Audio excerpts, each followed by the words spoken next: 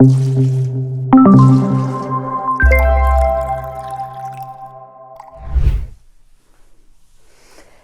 hello, hello, Transurfer and the Transurfing Curious. My name is Renee Garcia, guys, and this is TransurfingTV.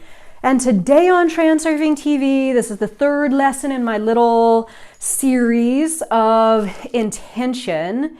And yes, if you missed either the episodes that came before this one, there's two, or my series on manifestation, I would highly suggest going back, watching the series on manifestation, and then coming to this series and this being the final lesson.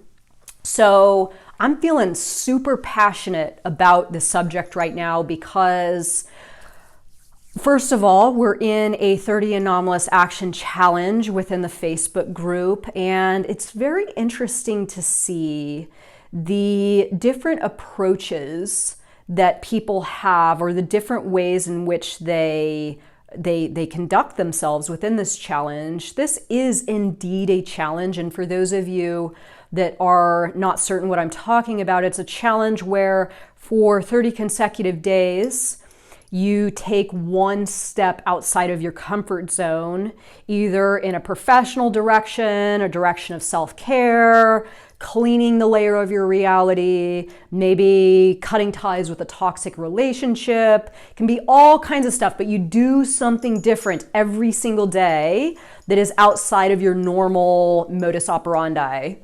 What this does is it helps you to, what I like to call, train your action muscle. Become comfortable with taking action. So I think if somebody were to come to me today and say, Renee, you've been doing this now for 6 years. You've been leading people to reality transurfing and trying to help them get success with this knowledge. You've been coaching people. You've been creating courses. What is the one thing, Renee, that you would say is the biggest part that hinders, the biggest thing that hinders people from creating their own reality? I would hands down, without a doubt, say inability to take action. People are more or less terrified to take action, And this inability to, spin on a dime, create opportunities for yourself, this inability to venture outside of the comfort zone and throw yourself into an arena where you don't know the lay of the land and you have to figure it out and see if there's anything to tap there, any opportunity available. A lot of people don't want to do that. They're afraid of failure, embarrassing themselves, wasting time, which is funny because so many people waste so much time doing other stuff. Hello, Netflix addictions.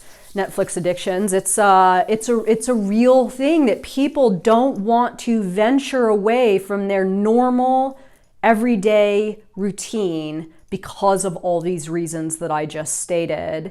And this is what I like to say. Reality transurfing is a modality, is a knowledge where you can create a completely new worldview for yourself, a completely new layer of reality. You can use this knowledge to become anything, have anything, do anything. You can paint a new picture of your life. But just as much as the transurfing knowledge is your tools, right? Your paint set, your paintbrush, your paint thinner, your cleaning stuff, all the things you need to paint a picture. You are not going to come to an easel with your array of colorful paints, a couple of paintbrushes, and a vision, and stand there, and the painting is just going to paint itself. And this is what a lot of people, in my perception, do. They want the painting to paint itself. You have to paint the painting. So this is how people I see typically fuck it up. One, they either they either don't want to put the energy into actually painting the picture, so they don't even try, never even happens. They just accept the pre-made reality that's given to them, and they say, oh, it's too hard, that's for everyone else, I can't do that, I'll just go over here and take what is given to me.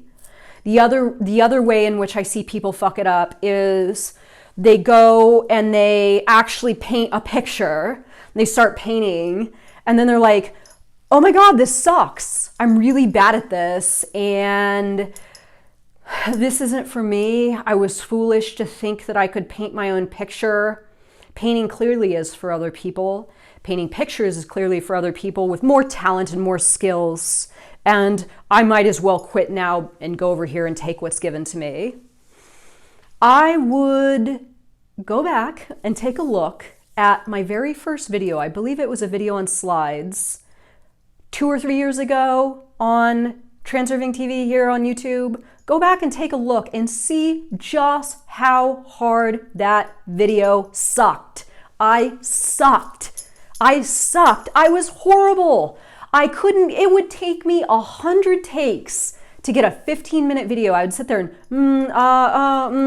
nervous, shaking, scared, not able to, really put what I wanted in the direction of the viewer, form thoughts that I could, and as I'm having trouble doing it right now, right? That's balancing forces for you. But you get my point. I stuck with it. I learned how to paint the picture. And this is exactly what I'm going to talk about today.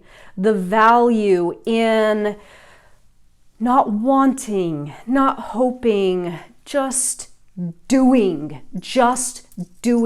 and seeing your way through to that version of reality you have chosen for yourself. Materializing, manifesting, taking what you want from this world and just going for it. Before I get started, remember to like this video, comment below, and subscribe to this channel if you like it. And join us on the Facebook group, the International Transurfing Institute Facebook group. My courses, Reality 2.0, Mo Money, Becoming Magnetic, and Tufty 2.0 down below. Okay, so let's get into it. The purification of intention. Outer intention is huge, an unfathomable force at the same time. You can see how fluid and subtle it is. It is control, and at the same time, the renunciation of control. It is the decision to have at the same time as the abandonment of the need to achieve. It is something unfamiliar to the mind. We are used to securing what we desire by setting an inner intention. We are used to thinking that if we have the right direct impact on the world, it will respond immediately. The idea of inner intention is clear and straightforward. Even so, things do not always come that easily. You still have to make an effort, insist on your goals, struggle for what you want, and fight your way forward. The method of transurfing suggests that if you let go of launching in advance, the world will offer its embrace. Obviously, such an unconventional approach is bound to leave the rational mind confused. How can you achieve a state of balance in which you combine the decision to have with the abandonment of direct action? The answer is obvious. You have to maintain balance and tension, which means to want without desiring, and to take care without worrying, to strive without being distracted, and to act without demanding. Balance is destroyed by excess potential of projected importance. As you already know, the more important the goal, the harder it becomes to reach. The saying, if you really want something, you will eventually get it, will have quite the opposite effect if the wanting is intensely driven and frantic attempts are made to acquire the object of your desire. Frantic actions are taken only when a person does not really believe that their wish will come true. Compare these two positions. This is the first. I really want to achieve what I desire. For me personally, it is a matter of life and death. Whatever happens, I have to have it. I will do everything I possibly can to make sure I get it. This is the second. I have decided that I will get what I desire. I want it. What's the problem? It will be mine. Full stop. It is clear which position will be successful. Desire also differs from intention in that it includes the possibility of non-fulfillment. If something we desire is difficult to obtain, it makes us want it even more. Desire always creates excess potential. Desire is potential by definition. Desire is when somewhere something is absent, but thought energy is aimed at attracting that something to make it present. Intention neither believes nor desires. It simply does. Pure intention never creates excess potential. Pure intention assumes that everything is already in the bag. You simply decide that it will be so. It is like an almost accomplished fact. It is the calm realization that something will come into being. For example, I intend to go to the newsagent and buy a paper. There is no desire in this. Desire was present up until the moment I decided to buy the paper. The chances of non-fulfillment are extremely low, and if I fail, it is not the end of the world. In this case, intention is free of desire and consequently of excess potential too. So I think I'm going to stop there, and what I would like to say is this. So let's go back to my example of painting the painting, right? That transurfing offers us all these tools and the paints and the paintbrushes and the cleaning supplies and all the things we need to paint the painting. Yet, and this is kind of an interesting example. I was just watching the Bob Ross thing on Netflix, which is really, really fascinating, the documentary on Bob Ross.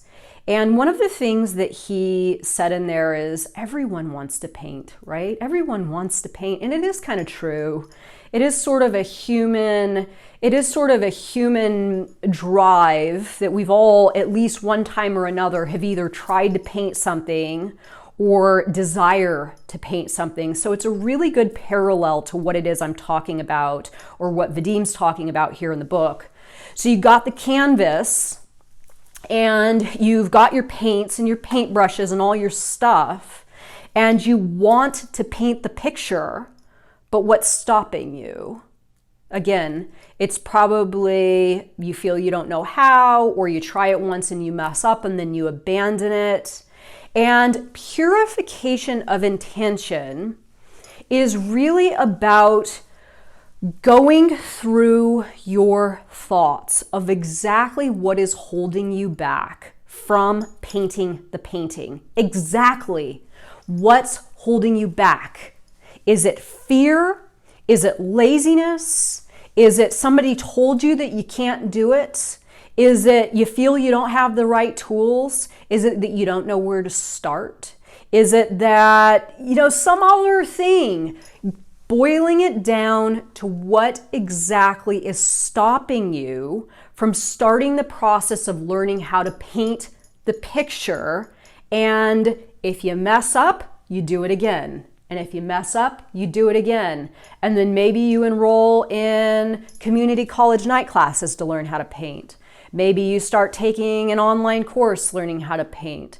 So it's about not only acknowledging that you believe that that version of reality exists, that you can paint a beautiful painting, understanding that you've got to visualize it, you've got to actually do the work and paint, gather the stuff you need and actually do the thing.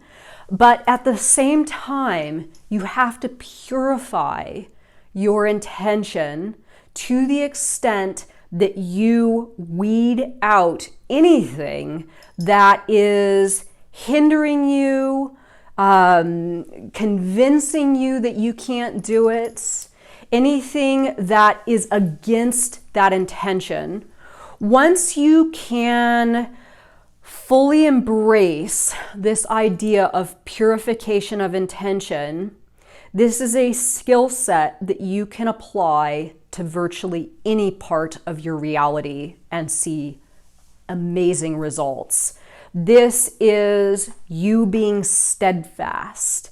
This is you having grit. This is you not taking no for an answer. This is you coming up against challenges and facing them head on rather than running back in the direction you came with your tail between your legs. This is you learning to not convince yourself otherwise. This goes against everything that we have been programmed as human beings. And again, if you missed the previous lesson, you know, creating your own rules to the game, first creating your own game, then creating your own rules for it. What happens is, again, pendulums, standards set up for us, rules created by others. It is valuable for that system to keep you believing that you do not, in fact, obtain the ability to paint your own picture. Because if you're busy over here painting your own picture, that is less energy and attention for the pendulums that have their grip on you. So in order for you to really get what it is you want, I'm going to say it, go back, take a look at the manifestation series, then follow these 3 videos, ending here, the purification of intention. This is kind of the final step. This is you saying to yourself, there's no turning back. I am going to declare, just as Vadim says in the book, when you want to go to the newsstand to get a newspaper, you don't doubt that it's going to happen. You don't question if the order's going to be fulfilled. This is the same for what it is that you want. If you want something right now and you're there, you followed the series, you read the book, you're still not seeing the results, it is now time to purify your intention. This is you waving goodbye to everything that is going to stop you from painting that picture, and you just go for it.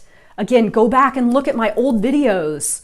This is exactly what it is I'm talking about. Not taking no for an answer, not shying away, not getting scared, not stopping, not becoming so self-conscious that I couldn't turn the camera. I mean, there were days that I was so self-conscious that I couldn't turn the camera on, or days that I would film all day and nothing would be working. And sometimes at the end of a video or at the end of a day of filming, I would actually start crying, and get really upset because I was so challenged. I was so uncomfortable. I was so shy.